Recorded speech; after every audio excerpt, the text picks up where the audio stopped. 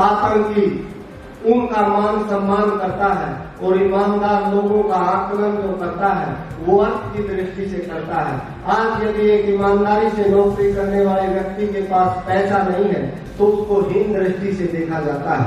आप और हम ये अच्छे प्रकार महसूस कर सकते हैं। तो जब आप यहाँ से जाएंगे, यदि आप खेती से जुड़े हैं तो एक संकल्प लीजिएगा कि जब मुझे आज पता लग गया है तो मैं देश की इस मुहिम का जो योद्धा हूँ कि आज ही मैं उन कॉरपोरेट घरानों की, उन कंपनियों की जो आपको बताया गया है कि पेस्टिसाइड और इंसेक्टिसाइड भी वही व्यक्ति बनाता है, फार्मा कंपनी का मालिक भी वही व्यक्ति, सीमाओं के अंदर कोई भी संस्थान, कोई भी संस्था आपको वो उत्पाद बनाती हुई नजर आए तो जब आप उस उत्पाद को उपयोग में लेकर के आएंगे तो यकीन मानना व्यवस्था परिवर्तन का जो संकल्प है, आपने उस व्यवस्था परिवर्तन के संकल्प में उन पूंजीपतियों की कोख में, उन पूंजीपतियों की जो जननी की कोख में जो आपके और मेरे इस राष्ट्र को गुलाम बनाने का प्रयास कर रहे हैं, आपने कील ठोकने का काम कर दिया। इसलिए आपकी तीर, आपके कर्कश में वो सब तीर आपने रखने हैं। में जब ये दरिंदा आता है सत्ता में तो ये दरिंदा एक योजना लेकर आता है जिसे नमामि गंगे योजना हम कहते हैं। और उस नमामि गंगे योजना का जो पहला बजट पास होता है वो होता है 5,000 करोड़ का। जब ये बजट पास होता है 5,000 करोड़ का, आप लोग पाई हुई बताइए। फिर 2019 में फिर ये दरिंदा आता है, फिर दोबारा एक और योजना लेके आता है नमामि गंगे के नाम से, उसका 6,000 करोड़ का बजट फिर पास होता है। टोटल 11,000 करोड़ रुपए गए कहां जब गंगा की सफाई हुई नहीं तो बताइए आप लोग, ये विकास है या विनाश? पैसे की बर्बादी कहां हो रही है? इसके अलावा जब ये आता है, ये मसीहा आता है तो ये एक और योजना लेके आता है पोषण 1.0 जो 2014 में आती है, जिसका टोटल पोषण 1.0 और 1.2.0 जो इसका टोटल बजट पास होता है वो होता है 5 लाख करोड़ का। इसमें अकेला जो बजट पास होता है 56,000 करोड़ का अकेले यूपी का बजट पास होता है। क्या भारत के अंदर से कुपोषण खत्म हुआ? 70% अगर भारत के आंकड़ों के अनुसार आप देखोगे कुपोषित बच्चे पैदा हो रहे हैं। क्या भूखमरी मिटी? तो यूपी के अंदर जो 56,000 करोड़ का बजट पास हुआ था वो पैसा गया कहां? अकेले हरियाणा का 1,000 करोड़ का बजट पास होता, क्या हरियाणा के अंदर से कुपोषण खत्म हुआ? तो पैसा गया कहां? फिर ये लोग कहते हैं कि हम लोगों ने नए नए हाईवे बना दिए। आप लोग मुझे बताइए, एक नई सड़क, एक पहले ही सड़क बनी हुई है, ये लोग कहते हैं कि ट्रैफिक बढ़ गया, लोगों की जनसंख्या बढ़ गई है। मैं कहता हूं अगर लोगों की जनसंख्या बढ़ गई थी, ट्रैफिक बढ़ गया था, आप उस रोड को चौड़ा कर लेते, दोबारा मरम्मत करवा देते, उसकी नया रोड बनाने की क्या जरूरत थी? और फिर जो नया एक्सप्रेसवे बनाया गया है, अभी आपको पता होगा मुंबई, उस मुंबई एक्सप्रेसवे पे आप जब जाओगे, क्या उस वे पे, उस रोड पर क्या किसान को जाने की अनुमति है? उस पर बैलगाड़ी नहीं चल सकती, उस पर ट्रैक्टर नहीं चल सकता, उसके ऊपर 3 व्हीलर नहीं चल सकता। जिस प्रथम दिन जिस रेल ट्रैक की आप देवेंद्र भाई बात कर रहे थे, जिस रेल को भारत के अंदर लाया गया था, उस धन और संपत्ति को लूटने के लिए और पहुंचाने के लिए आज जो ये एक्सप्रेस वे बनाए जा रहे हैं, ये पूरी तरीके से उसी प्रकार से इसीलिए बनाए जा रहे हैं जिस प्रकार से उन अंग्रेजों ने ट्रेन बनाई थी भारत का धन गैर मुल्क में पहुंचाने के लिए। साथियों नमस्कार, आज हम पहुंचे हैं फरीदाबाद के बल्लभगढ़ क्षेत्र में और यहाँ पर कुछ प्रोग्राम चल रहा है और हम देख पा रहे हैं कि पीछे व्यक्ति निर्माण से जनता का राष्ट्र का निर्माण और जनता सरकार मोर्चा। तो ये लोग यहाँ पे क्यों इकट्ठा हुए हैं, क्या इनकी पीड़ा है जो इतने लोगों को ये जागरूक कर रहे हैं, इनसे जानते हैं। नमस्कार जी। नमस्कार जी। सर आपका नाम? मेरा नाम सुनील शर्मा है। तो सर कुछ हमें बताएंगे कि ये आप प्रोग्राम जो कर रहे हैं किस प्रकार से? देखिए, जैसा कि आपने अभी बैनर पीछे देखा है, इसमें जनता सरकार मोर्चा नाम है और नीचे लिखा है कि व्यक्ति निर्माण से राष्ट्र निर्माण की बात है। हमारा जो टारगेट है, हमारा जो लक्ष्य है वो ये है कि जिस तरीके से हमारी व्यवस्थाएं चल रही हैं उसमें जो ताकत है वो समाज से छीन कर और केंद्रीकृत और सेंटर मतलब यानी सेंट्रलाइज की जा रही है, उसी कारण से समाज का पूरी तरह बर्बादी का रास्ता खुल रहा है। और हम ये चाहते हैं कि जनता की जो असल ताकत है वो जनता के हाथ में रहे, ना कि उसको कॉर्पोरेट के हाथ में दे दिया जाए। तो आप किस तरीके से लोगों के जीवन को प्रभावित कर रहे हैं, किस तरीके से इनको इस बीमारी से, इस समस्या से उभार रहे हैं? देखिए, पिछले 4-5 साल में आपने पूरा एक खेल तांडव देखा है। उस तांडव, भाई रुकना पड़ेगा, इस तांडव में हमने ये देखा कि पूरे देश को, पूरी दुनिया को इन्होंने बंद कर दिया, कैद कर दिया। पूरा भारत कैद था, लेकिन इनकी अपनी मनमर्जी से जो चल रहा था वो चल रहा था। किसान आंदोलन चल रहा था उसी समय। किसान आंदोलन ने हमें खुल के ये बताया कि ये कोई बीमारी नहीं है, क्योंकि अगर बीमारी होती तो लाखों लोगों की, लाखों किसानों की लाशें वहां होती। लेकिन बॉर्डर के एक तरफ तो ये देख रहे हैं कि किसान मतलब लाखों की संख्या में आराम से बैठे हैं। हर सीजन उन्होंने निकाला, लगभग 13 महीने उन्होंने निकाले हैं। लेकिन जैसे ही हम बॉर्डर के उस तरफ देखते तो लाशों के ढेर हैं। यहाँ पे किसान आंदोलन ने पूरी दुनिया को ये बताया कि ये जो बीमारी के नाम पे जो षड्यंत्र रचा गया, ये टोटल फ्रॉड था और ये षड्यंत्र था जो पूरी दुनिया के साथ खेला गया। और वहां अगर ये सिद्ध हो जाता है किसानों के बीच में कि भाई ये बीमारी नहीं थी, ये झूठ था, ये प्रोपेगेंडा था, ये षड्यंत्र था, तो उसके बाद फिर जो बीमारी सिद्ध हो गई कि झूठ है, नकली है, उसके बाद फिर ये टीकाकरण क्यों? पूरी दुनिया में मास वैक्सीनेशन किया गया। पूरे भारत में धड़ल्ले से करोड़ों टीके लगा दिए गए। कह रहे हैं कि 140 करोड़ की जनसंख्या है और 200 करोड़ टीके दे दिए गए हैं, दूसरी डोज, तीसरी डोज। और जनता सरकार मोर्चा के अग्रणी साथी हैं भाई देवेंद्र जी हैं, और ये जितने साथी आप देख रहे हो, इन्होंने चिल्ला चिल्ला के लगातार कई साल, लगभग 3-4 साल हो गए हैं, ये कहते हुए कि ये फ्रॉड है और एक नहीं, दो नहीं, ये 10-12 टीके आने वाले हैं, तो तीसरी और चौथी डोज आने वाली थी तो रुकी। लेकिन हम जब देखते हैं, पूरे षड्यंत्र को समझते हैं, तो बीमारी आने से 1.5 महीना पहले एक मीटिंग होती है अमेरिका में, और उस मीटिंग का नाम है इवेंट 201। उस इवेंट 201 में ये तैयारी होती है कि अगर मान के चलो कोई बीमारी आएगी तो पूरी दुनिया में उसको कैसे कंट्रोल किया जाएगा। इसका मतलब बीमारी भी आई नहीं है, उसका नाम भी नहीं है। इवेंट 201 में जब आप देखोगे, उसकी पूरी वीडियो पड़ी है गूगल पे, उसको सर्च करना, आप उस पर लिखा होगा कि जस्ट अज्यूम वायरस केम नेम्ड एज कोविड-19, यानी जो बीमारी भविष्य में है उसको उन्होंने नाम भी दे दिया है, उसका पेटेंट भी ले लिया है, बीमारी का पेटेंट भी ले लिया है, और उसके साथ में टीके का पेटेंट भी ले लिया है। एक गंभीर आरोप आप लगा रहे हैं और एक गंभीर समस्या के बारे में आप लोगों को जागरूक कर रहे हैं। क्या मैं जान सकता हूं कि क्या आपके पास ऐसे कोई तथ्य हैं, सबूत हैं, जिनके आधार पर आप लोगों को विश्वास दिला पाएंगे? आज के जो तथ्य है, इसको आप इस तरीके से समझिए। आप कोविशील्ड की फैक्ट जो शीट है, फैक्ट शीट चेक करिए, उस पे लिखा मिलेगा लगभग 30 फैक्ट है जो पब्लिक में कभी नहीं आए। उसमें लिखा हुआ है जो ये वैक्सीन है, ये जीन मॉडिफाइंग थेरेपी है, डिजीज मॉडिफाइंग थेरेपी है, ना कि ये समाधान है। और उसमें जो 25 से 30 पॉइंट है, उसमें साफ साफ लिखा हुआ बुखार से लेके कैंसर तक हो सकता है। और हमने चिल्ला चिल्ला के पूछा, क्या किसी को बताया गया कि भाई इसके इतने बड़े परिणाम है, इतने साइड इफेक्ट है? किसी को नहीं बताया गया। और भाई मैं आपको बताऊं, आपके चैनल के माध्यम से जितने साथी देख रहे होंगे, कि आप समाज में ही निकलिए, हमसे पूछने की जरूरत ही नहीं है। जिन साथियों को कुछ दिक्कत नहीं थी, उन्होंने सरकारों को, मोदी को, और जिसने जहां पे बीजेपी थी वहां पे बीजेपी को माना, जहां कांग्रेस थी वहां पे कांग्रेस वालों ने माना, जहां पे केजरीवाल था वहां केजरीवाल के भक्तों ने माना। उन्होंने अपनी भक्ति में टीके लिए, और आज उनकी हालत क्या समाज में पूछिए। ये जो टीकेकरण की आप बात कर रहे हैं, ये तो स्कूलों में कंपलसरी करा दिए, जबकि माँ बाप ने, पेरेंट्स ने ये मना कर दिया था कि मेरे बच्चों को नहीं देना है।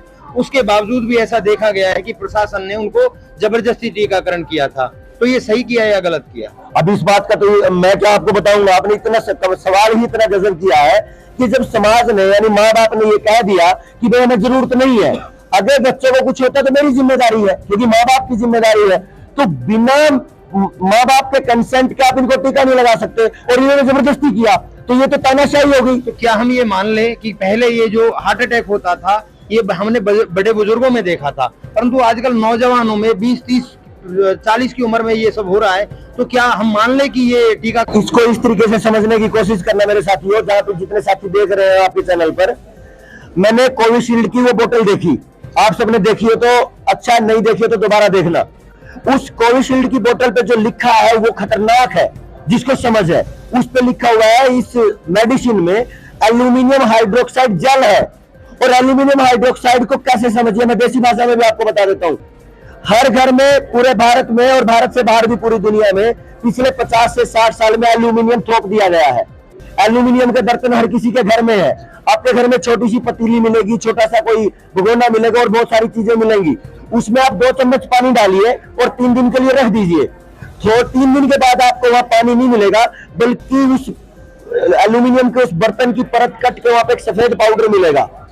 वो एल्यूमिनियम का पानी के साथ रिएक्शन है, जिसको एल्यूमिनियम हाइड्रोक्साइड बोलेंगे। अगर उसको लिक्विड बना दी जाए तो जल है, नहीं तो वो पाउडर है। और एल्यूमिनियम हाइड्रोक्साइड की रिसर्च कहती है, आप सर्च करना कहीं भी, कि अगर एल्यूमिनियम हाइड्रोक्साइड आपकी ब्लड में जाता है, आपकी बॉडी में जाता है, तो वो आपके शरीर में, आपके खून में ब्लेड की तरह काम करता है। जो रेड ब्लड सेल्स है, व्हाइट ब्लड सेल्स है, प्लाज्मा है, जो आपकी बॉडी में जो कुछ भी है, उसमें आपके ब्लेड की तरह काटता जाएगा।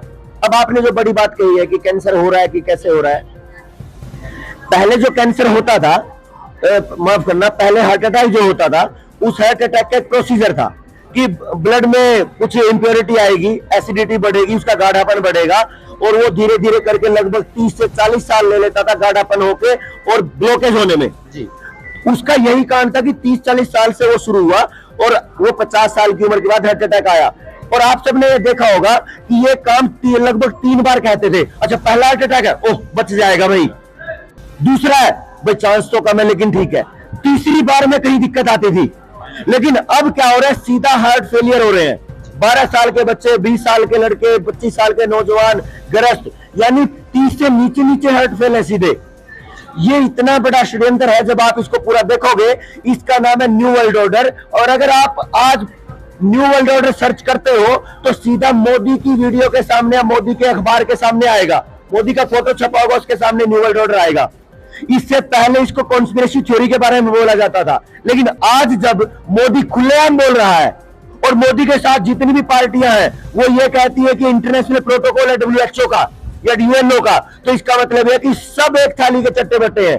तो न्यू वर्ल्ड ऑर्डर की बात ये करते हैं और न्यू वर्ल्ड ऑर्डर में ये कहते हैं कि पूरी दुनिया की एक सरकार करेंगे, पूरी दुनिया की एक धर्म करेंगे और पूरी दुनिया की एक मुद्रा करेंगे, पूरी दुनिया का एक व्यापार करेंगे। यानी पूरी दुनिया को एक करने का इनका प्लान चला है। और इसके माध्यम से इन्होंने जो सबसे पहले सबसे ज्यादा गालियां दी मोदी ने, वो दी आधार कार्ड को। और आधार कार्ड में ऐसा क्या हो गया कि मोदी के आते ही वो सोने का हो गया, उससे पहले वो गद्दारी थी। मोदी के आने के बाद, यानी वर्तमान सत्ता में जो 10 साल होने को है, इस व्यवस्था ने आधार कार्ड को हर उस चीज से जोड़ दिया है जहां जरूरत नहीं थी। और सबसे खतरनाक बात देशवासियों को समझने की है कि आधार कार्ड आज एक प्राइवेट कंपनी के पास डाटा रखता है इसका, और वो प्राइवेट कंपनी इस डाटा का क्या करेगा, कहां गलत इस्तेमाल होगा, इसका कुछ नहीं पता। और खतरनाक बात कि पूरी की पूरी जो मिलिट्री है, वो पूरी मिलिट्री आज 99 से 100% FDI पे है। यानी पूरी की पूरी मिलिट्री को चलाने का जो फंडिंग है वो विदेशी है। तो विदेशी फंडिंग इतनी आई है कि हमारी फौज नहीं बची, हमारी पुलिस नहीं बची, हमारा रेलवे नहीं बचा, हमारी एग्रीकल्चर नहीं बचा, हमारा कुछ नहीं बचा, सबको बेचने की तैयारी पे है।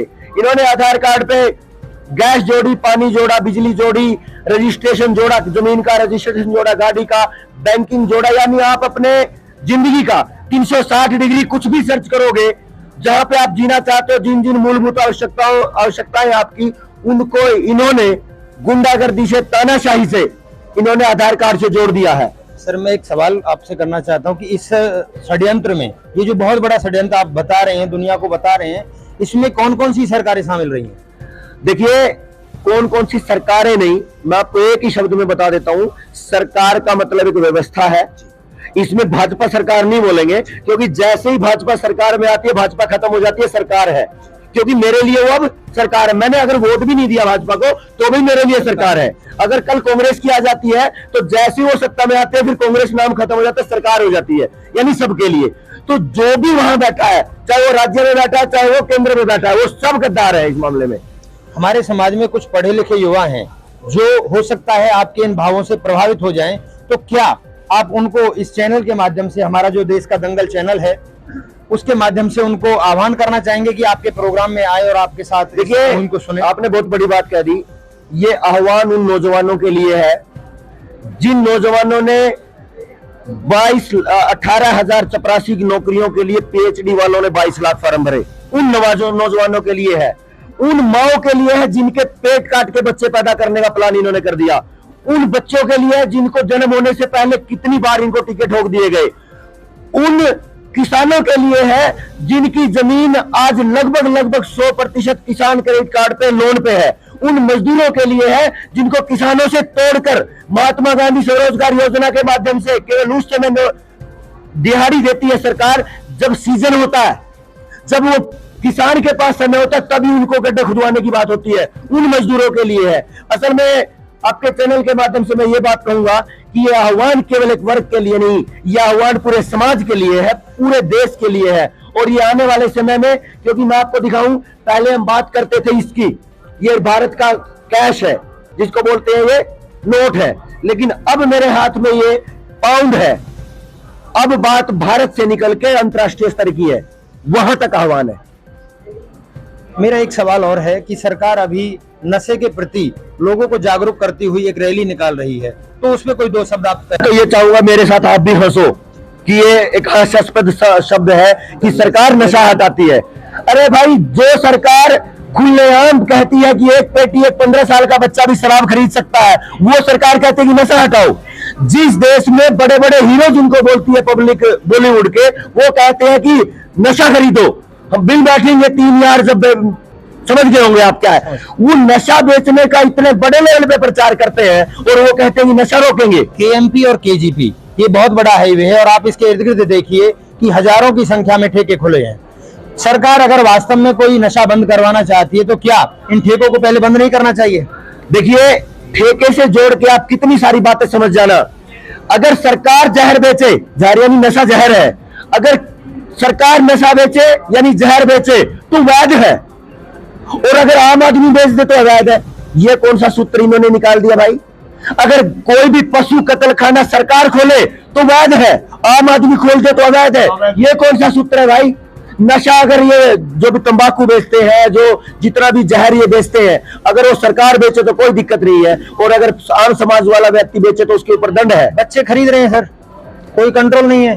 स्कूलों के बच्चे आप देख सकते हैं कि बैग के अंदर उनके नशा पाया जा रहा है, तो ये सब हमारे संस्कारों पे भी असर गिरेगा बच्चों के। तो मैं बात को नशे से संस्कार पे लाता हूं कि सरकारें बढ़ रही हैं, शिक्षा बढ़ रही है, पर संस्कार घट रहे हैं। क्या कहना चाहिए? देखिए, ये एक बड़ी बात कह दी आपने, शिक्षा बढ़ रही है। अब मैं ये मानता हूं कि शिक्षा बढ़ किस एंगल में रही है, जो अभी मैंने 2 मिनट पहले ही आपके बीच में बात कही कि 18,000 चपरासी की नौकरियों के लिए जो 22 लाख इस देश के उस गर्म खून को, उस ऊर्जा को, उस जवानी को फार्म भरने पड़ते हो गुलामी करने के लिए चपरासी की, तो शिक्षा कहां बढ़ रही है भाई?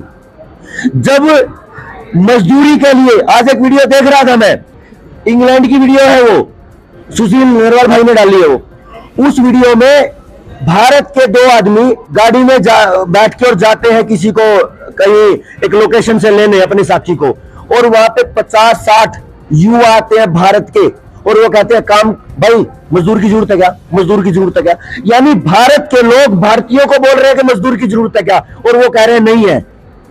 इस देश का इतना पतन कर दिया इन्होंने कि हमारी जमीन पूरी तरह नीलाम होती है, और हर दिन हजारों एकड़ बेचने के बाद कितने सारे नौजवान इस देश को छोड़ के जहाज में बैठ जाते हैं बाहर मजदूरी करने, और वो विनाश कहां तक जाने वाला है ये आप देख रहे हो कि थोड़े से चपरासी पद के लिए लाखों फॉर्म भरे जाते हैं। युवा समाज की रीढ़ की हड्डी होता है, और जब हम सरकार से कोई बात करते हैं तो कहते हैं कि बहुत विकास हो रहा है, परंतु अगर मैं युवाओं की तरफ देखता हूं तो हर युवा ये चिल्लाता हुआ, ये रोता हुआ मुझे दिखता है कि रोजगार नहीं है, मैं बेरोजगार हूं। तो ये सरकार क्या कर रही है, कैसा विकास कर रही है? विकास इतना अच्छा कर रही है कि जब सरकारी आंकड़े हम निकालते हैं तो 70% नपुंसकता समाज में आ चुकी है। जब हम सरकारी आंकड़े निकालते हैं तो पशुओं में 100% नपुंसकता आ चुकी है। किसी गांव में, किसी जिले में या किसी राज्यों में कोई ढंग का सांड और कोई ढंग का भैंसा दिखाई नहीं देता जो नस्ल संवर्धन की बात करे। जब बात करते हैं खेतों की तो इतना बढ़िया विकास किया है कि किसान के पास एक भी अपना बीज नहीं है। यानी पूरी तरह किसान की, समाज की गुलामी को ये आपको विकास बताते हैं और इस विकास के प्रति उत्तर को, यानी समाज के विरोध को कभी मेन स्ट्रीम मीडिया में नहीं आने दिया जाता, इसलिए उनकी ये चलती है और लोग कुछ कह नहीं पाते। सरकार की रैलियों में देखा जाता है कि हमारे भोले वाले लोग और ये किसान ही सबसे ज्यादा रहते हैं, जबकि इनको समय पर खाद भी नहीं मिल पाता है, खेती किया जा रहा है। तो सर इसको कैसे बंद किया जाए, आप लोगों को कैसे जागरूक करेंगे? देखिए, आपने कई बातें एक बात साथ बहुत बढ़िया कही। मैं यही कहूंगा कि जनता सरकार मोर्चा का जो लोगो आपने देखा है, पहले तो एक बार लोगो दिखाइए भाई, पीछे देखना, एक बार लोगो को जूम करना। अगर आप इस लोगो को देखते हो तो जिस व्यवस्था का नाश करने के लिए जो वहां पे बैठा है ये दरिंदा, जिसको हल में जोड़ रखा है, अब हमारी इस मुहिम का जनता ही सरकार है, भारत की हुंकार है, जनता ही सरकार है। हमारा लक्ष्य ये है कि ऊपर से नहीं, नीचे से जरूरत होनी चाहिए। मैं बोलूंगा कि मेरी बेटी की शादी 18 में करनी है, 17 में करनी है या 19 में करनी है, कोई बाहर का दरिंदा के नहीं डिसाइड कर सकता कि उसकी शादी कब करेंगे। हम मांगेंगे, हम आदेश देंगे सरकारों को कि कौन सा कानून बनना चाहिए। समलैंगिकता का कानून हमें चाहिए या नहीं चाहिए, शराब का कानून बनना चाहिए कि नहीं चाहिए, नशे का कानून बनना चाहिए कि नहीं चाहिए। कितने बड़े बड़े आरोपी आराम से घूमते हैं। अब ये पीछे देखा होगा आपने, जो पहलवान बेटियों के साथ उन्होंने क्या किया, वो दरिंदा वो आज भी बाहर घूमता है, और जो सामान्य आदमी है उसकी हालत क्या है। सर सरकार ने लिव इन रिलेशनशिप का कानून बनाया है, क्या आपकी मुहिम, क्या आपका ये मोर्चा उसे रोक पाएगा? भाई आपने थोड़ा बोला, मैं आपको और बढ़ के बताता हूं, रोक नहीं पाएगा। जो दरिंदे, जो हरामखोर इस व्यवस्था को ला रहे हैं, उनकी जड़ें ना काट दे तो हमारा जनता सरकार मोर्चा का नाम नहीं होगा।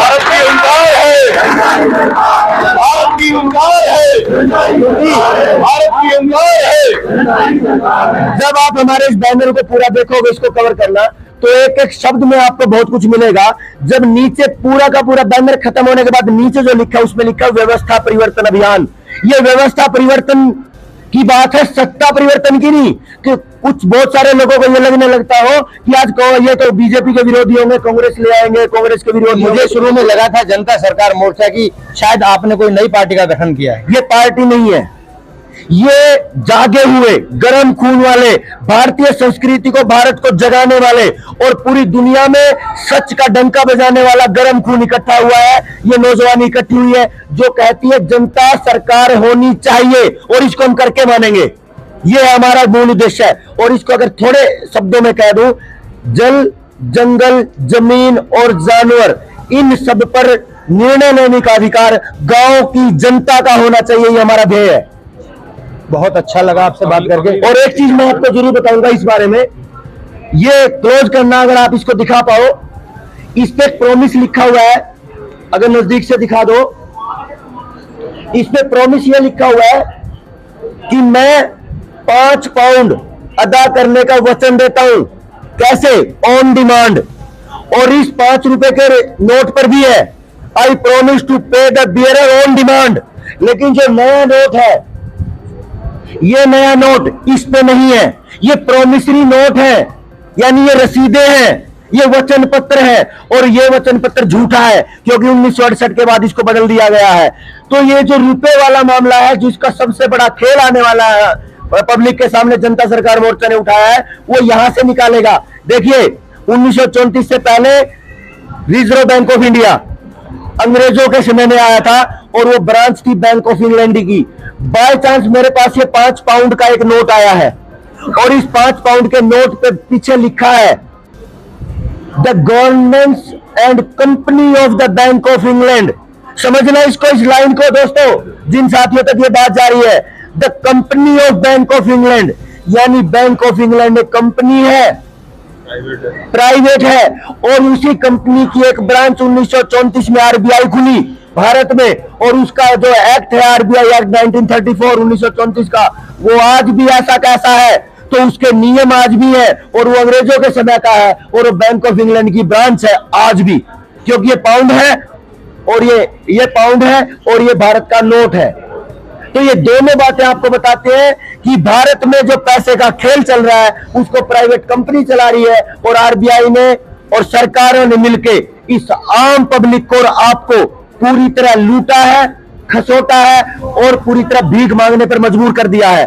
क्योंकि आरबीआई के दस्तावेज निकल के आए हैं कि कंपनी एक्ट इसको चला रही है और धीरे धीरे करके पूरी की पूरी करेंसी को ये खत्म करने वाले हैं। सीबीडीसी आ रहा है, CBDC central bank of digital currency आ रहा है, सारी डिजिटल करने के लिए ये पूरी की पूरी करेंसी को खत्म करेंगे और उसके साथ में आपके आधार कार्ड को सब चीजों से, सब सुविधाओं से जोड़ दिया गया है। उस सुविधा के साथ में अगला पड़ाव जो है, क्योंकि भारत जोड़ो यात्रा में क्या नाम था इसका, राहुल गांधी, इसने सरेआम बोला है कि पूरे भारत की जनता को एक फिक्स अमाउंट दे दिया जाए। अभी उसका नाम नहीं लेंगे, एक बार नाम आया उसका, यूनिवर्सल बेसिक इनकम। इसी बात को केजरीवाल कहता है, इसी बात को मोदी कहता है और जितनी लोकल पार्टियां वो सब कहते हैं यूनिवर्सल बेसिक इनकम आना चाहिए। और यूनिवर्सल बेसिक इनकम आने के साथ ही सिबिल स्कोर की तरह, सिबिल स्कोर ने हर आदमी को इंडिविजुअली गुलाम बना लिया है। आप देखिए, एक एक आदमी बैंक का गुलाम है। क्रेडिट कार्ड बहुत आ रहे हैं, सभी युवाओं को बांटे जा रहे हैं, परंतु उसका जो दुष्प्रभाव बाद में होता है वो कर्जे में डूब जाते हैं और उसका फिर सब कुछ बिकने के बाद सारा सिस्टम बनता है। अगला जो पड़ाव है, यूबीआई के बाद social credit score, CIBIL score की तरह आपको सोशल क्रेडिट स्कोर मिलने वाला है। अगर आप सरकार की किसी नीति के विरोधी हो, जैसे मैंने बोल दिया मुझे लिव इन रिलेशनशिप का कानून नहीं चाहिए मेरे बच्चों के लिए, तो मैं नीतियों का विरोधी हूं सरकार का, तो मेरा स्कोर गिरेगा। मैंने बोल दिया किसान के खिलाफ आने वाले कानून मुझे नहीं चाहिए, तो वो मेरा सोशल क्रेडिट स्कोर गिरेगा। क्यों? क्योंकि मैं नीतियों का विरोधी हूं। मैंने ऐलान कर दिया, मेरे साथियों को, मेरे गांव को बोल दिया कि मुझे नहीं चाहिए समलैंगिकता का कानून, तो मैं नीतियों का विरोधी हूं। और नीतियों का विरोधी तो मेरा सोशल क्रेडिट स्कोर गिरेगा और उस समय टोटल डिजिटल करेंसी खत्म हो चुकी है, टोटल करेंसी खत्म हो चुकी होगी, टोटल डिजिटल हो चुका होगा, तो मेरा आधार कार्ड कैंसिल हो सकता है और आपके ऊपर, मेरे ऊपर 100% गुलामी का ये जो जंजाल है, यही न्यू वर्ल्ड ऑर्डर है जिसको मोदी खुलेआम कह रहा है लाल किले से, और उसी को काटने का और सरेआम कहते हैं उसकी जड़ों को और इस व्यवस्था को जड़ मूल से निकालने का नाम ही जनता सरकार मोर्चा है। सर, क्योंकि समय का अभाव है, समय का अभाव है और यहाँ पे जो आप ये जनता के हित की बातें बताई हैं वाकई बहुत अच्छी लगी। इसके अलावा एक दो छोटे शब्दों में कोई इसके अलावा आपका मुद्दा हो तो आप हमारे चैनल के माध्यम से रख सकते हैं। देखिए मुद्दे, हाँ जी, हमारा मुद्दा है पूरा भारत पूरी तरह जहर मुक्त होना चाहिए। हमारा मुद्दा है पूरी तरह प्राकृतिक चिकित्सा और प्राकृतिक पद्धति से, आयुर्वेद से हमारे सेंटर चलने चाहिए। डॉक्टरों के कब्जे से हमारी व्यवस्था नहीं चलनी चाहिए। तीसरा हमारा मुद्दा है हमारा कानून, हमारा नियम हमारे अनुसार चलना चाहिए, यूएनओ के अनुसार नहीं चलना चाहिए। क्योंकि ये लेके आ रहे हैं अभी पैंडेमिक ट्रीटी, जैसे ही पैंडेमिक ट्रीटी को ये साइन कर देंगे तो पूरा का पूरा संविधान यूएनओ WHO के हिसाब से चलेगा और हमारा जो संविधान है नल एंड वॉइड हो जाएगा, वो निरस्त हो जाएगा।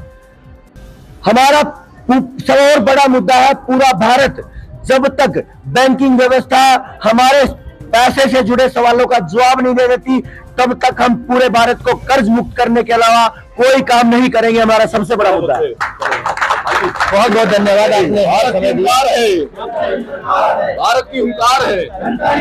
और एक बहुत बड़ा जो ऐलान है आप सबके लिए, जितना आपने वीडियो में देखा है, जो सारा मुद्दा सुना है, उस मुद्दे को धरातल पर मतलब स्थापित करने के लिए 19 नवंबर 2023 को करनाल में राष्ट्रीय स्तर की रैली का आयोजन करेंगे, नस्ल बचाओ रैली 19 नवंबर 2023। तो पूरे भारत के पूरे समाज से यह आह्वान है, ज्यादा से ज्यादा साथी जनता सरकार मोर्चा की इस मुहिम से जुड़िए और आप अपने बच्चों को, अपनी नस्लों को बचाने के लिए इस मुहिम में शामिल होइए। 19 नवंबर चलो करनाल। साथियों, ये थे हमारे साथ जनता मोर्चा दल के कुछ साथी। इस मुहिम से जुड़ने के लिए आप मिस कॉल करिए 95 18 17 0000। हमारी टीम के पास आपका नंबर आएगा और आपके पास संपर्क आएगा। 95 18 17 0000 पे हमारी मुहिम से जुड़ने के लिए मिस कॉल करिए। बहुत बहुत धन्यवाद। साथियों, ये आपने देखा जनता दल मोर्चा के कुछ साथी थे, कुछ नेता थे जो हमें यहाँ पब्लिक को अवेयर कर रहे हैं, इन सारे मुद्दों पे पब्लिक को जानकारियां दे रहे हैं कि किस प्रकार से इन समस्याओं का समापन किया जा सकता है, समाप्त किया जा सकता है। और साथ ही हम आपसे अनुरोध करते हैं कि अगर आपको ये वीडियो अच्छी लगी तो हमारे देश का दंगल न्यूज की इस वीडियो को शेयर करें, ज्यादा से ज्यादा लोगों तक पहुंचाएं। बहुत बहुत धन्यवाद। हमारे इस देश में धरना, प्रदर्शन, आंदोलन, भाषण देखे, लेकिन हुआ क्या इस देश का? ये देश और गड्ढे में जाता गया। जितने भी आप रिसर्च में जाओगे पिछले 20 साल में देख लो, सभी ने अगर सत्ता को हासिल किया है तो व्यवस्था परिवर्तन का नारा देके किया है कि हम करेंगे व्यवस्था परिवर्तन, आओ हमारे पीछे चलो। साथियों, 1% षड्यंत्रकारी बनाम 1% क्रांतिकारी की ये लड़ाई और किसी की लड़ाई नहीं, क्योंकि 98% तो फॉलोवर होते हैं। तो आप कभी ये मत सोचना, किसी भी गांव में आप जा रहे हैं, यहां से बाहर जब आप निकलोगे, ये मत सोचना मैं अकेला क्या कर सकता हूं। आप ये सोचना इस पूरे देश को नहीं बदल सकता। माना कि मैं अकेला इस पूरे देश को नहीं बदल सकता, लेकिन मैं देश को बदलने की कोशिश भी ना करूं तो ये भी तो हो नहीं सकता, ये भी तो हो नहीं सकता। साथियों, जनशक्ति से बड़ी कोई शक्ति नहीं होती और देशभक्ति से बड़ी कोई भक्ति नहीं होती। आप महसूस करना और आगे भी ध्यान रखना, व्यवस्था परिवर्तन की ये लड़ाई जनता सरकार मोर्चा की लड़ाई नहीं है, ये लड़ाई है प्रकृति और परमात्मा की लड़ाई है। अगर इसमें, क्योंकि आखिरी उम्मीद है, हम भी 10-15 साल कोशिश करके ना भाई, हर नेता को देख के, हर आंदोलन धरना प्रदर्शन में जाके भाई प्रयास करके ना हमारी हिम्मत टूट चुकी थी। ये आखिरी उम्मीद है जनता सरकार मोर्चा। तो अपने किसी अहम और वहम के कारण कोई भी साथी इस लड़ाई को साथियों दूसरी तरफ मत मोड़ देना, क्योंकि आखिरी लड़ाई है। अगर इसमें हार हुई तो आपकी हार, इसे ऐसे लड़ना आपकी हार नहीं होगी, ये प्रकृति और परमात्मा की हार होगी। अगर आपकी जीत होगी तो प्रकृति और परमात्मा की जीत होगी। साथियों, ये अंतिम लड़ाई है। तो मैं कुछ पंक्तियां मैंने लिखी, अभी मैं बैठा था तो साथी दूर दूर से आए हैं, तो 1 मिनट का समय है, आप इन पंक्तियों पे गौर करें। कभी ये ना सोचें कि मैं तो डर जाऊंगा। साथियों, डरते को ये दुनिया और डराती है और दबते को ये दुनिया और दबाती है। आज से आप शेर बन के जा रहे हो इस 3 दिन की ट्रेनिंग में। 3 घंटे लोग अपने परिवार में चर्चा नहीं करते आज के टाइम में। बड़े बुजुर्गों से, अपने माता पिता से बैठकर, मेरे पिताजी यहाँ आए आसम राइफल फौज से रिटायर्ड वीरेंद्र सिंह फौजी, एक बार मैं चाहूंगा जोरदार तालियां मेरे पिताजी की हो जाए, क्योंकि उन्होंने कह दिया कि भाई फौज में सेवा तो मैं कर आया, जा नरेंद्र चौधरी तू देश में कुर्बान हो जा कर दे जो करना हो तुझे, परमिशन दे दिए। जो कहते हैं ना, माता जी तो 5 साल की उम्र में साथ छोड़ के चली गई, लेकिन पिताजी ने आशीर्वाद दे दिया है कि जा जो करना कर ले, कुर्बान हो जाए देश में। जब 7,32,000 कुर्बान हो गए, एक नरेंद्र चौधरी कुर्बान हो जाएगा तो क्या घट जाएगा इस देश का। भारत माता इतनी कमजोर नहीं है कि वो आत्माएं दोबारा ना आ जाए। तो साथियों, मैं चाहूंगा जोरदार तालियां आपके लिए कि जो अकेले चलते हैं साथी, उनका हौसला बढ़ाने के लिए 4 पंक्तियां हैं, फिर मैं अपनी बात को समाप्त करूंगा कि मैं अकेला चल रहा हूं, साथ मेरे चलना होगा, देश के लिए हमें जीना और मरना होगा, धरती स्वर्ग बनेगी लेकिन हमको कुछ करना होगा, मैं अकेला चल रहा हूं, साथ मेरे चलना होगा। आज देश को अपनों ने लूटा, भाई भाई का बंधन टूटा, विश्वास यहां किस पर करें, सारा जग लगता है झूठा, हाथ से हाथ बांधकर साथ मेरे डटना होगा, मैं अकेला चल रहा हूं, साथ मेरे चलना होगा। लाख मुसीबत आए हंस हंस कर सबसे सह जाना, चलता ही जाना मुसाफिर, मंजिल को तुझे है पाना। दुनिया चाहे रोके जितना, दुनिया चाहे रोके जितना, उतना ही आगे बढ़ना होगा, मैं अकेला चल रहा हूं, साथ मेरे चलना होगा। अपने लिए तो सभी जीते हैं और जीते जाएंगे, मानवता के लिए जो जिए हैं वही तो इतिहास बनाएंगे। दूसरों के दुख दर्द को भी तुम्हें अपना समझना होगा, मैं अकेला चल रहा हूं, साथ मेरे चलना होगा। भारत माता रो रही है, कर रही चीख पुकार, अब तो बंद करो मुझ पर ये शोषण और अत्याचार, पूरी गलत व्यवस्था को हमें मिलकर ही बदलना होगा, मैं अकेला चल रहा हूं, साथ मेरे चलना होगा। बहुत जी लिए झूठी शान के लिए, दिखावे की पहचान के लिए, छोड़ दो पुरानी ये बातें, अभी से जियो हिंदुस्तान के लिए। आत्मा जो दे रही आवाज उसको ही तो सुनना होगा, मैं अकेला चल रहा हूं, साथ मेरे चलना होगा। जो करना है कर जाओ, ऐसी क्या मजबूरी है, तो किस बात का डरना है, किस बात की देरी है, जो करना है कर जाओ, ऐसी क्या मजबूरी है। मर मर कर हम बहुत जी लिए, सर उठाकर जीना होगा, मैं अकेला चल रहा हूं, साथ मेरे चलना होगा। अरे मौत तो आनी है एक दिन, क्यों पल पल मरते हो, देश को बचाने की कोशिश क्यों नहीं करते हो। परिवर्तन तो नियम है साथी, वो तो अब होकर रहेगा, मैं अकेला चल रहा हूं, साथ मेरे चलना होगा। अपनी संस्कृति का लोहा हम दुनिया से मनवाएंगे, कोई ताकत ना रोकेगी, भारत को विश्व गुरु बनाएंगे। एक बार तो घर छोड़कर बाहर तुम्हें निकलना होगा, बाहर तुम्हें निकलना होगा। मैं अकेला चल रहा हूं, साथ मेरे चलना होगा। देश के लिए हमें जीना और मरना होगा। धरती स्वर्ग बनेगी लेकिन हमको भी तो कुछ करना होगा। मैं अकेला चल रहा हूं, साथ मेरे चलना होगा। भारत माता की